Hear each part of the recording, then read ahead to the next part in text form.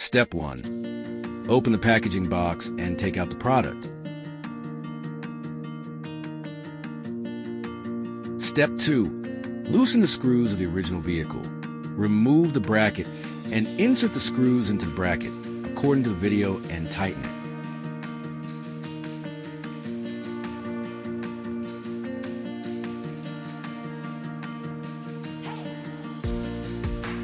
The steps on the other side are the same.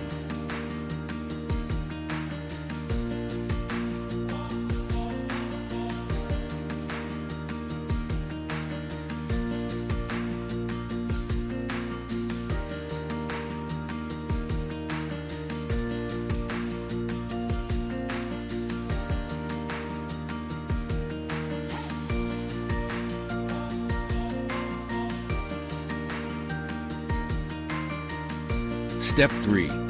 Embed the back of the trash can into the other end of the bracket, according to the video.